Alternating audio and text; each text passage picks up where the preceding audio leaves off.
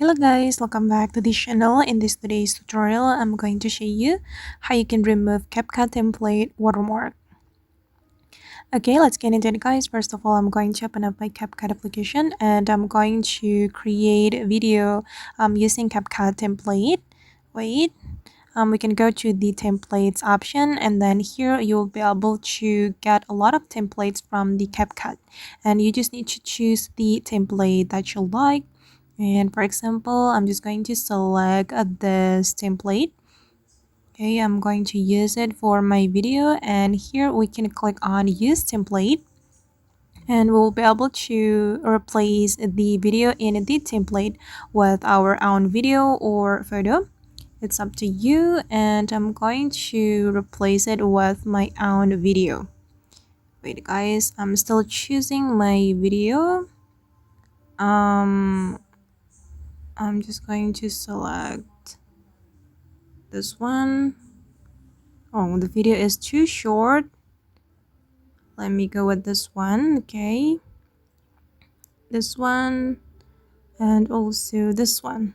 Okay, now it's done, and I'm going to click on next.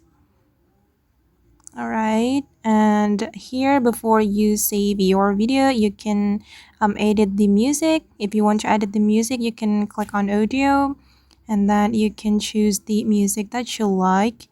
I'm just going to select this one, and then we can also customize the like the tags. If you want to customize the text, you just need to click on the text, then you will be able to replace it with your own text.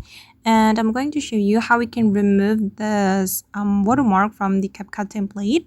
I'm going to click on export, and then here we can click on export without watermark. Okay, and I'm going to wait for a moment until the video is saved to my gallery. Okay, it's almost done. Okay, and now the video has been saved, and we'll be able to share this video to our social media. You can share it to TikTok or your Instagram. Okay, this is the video we have just exported.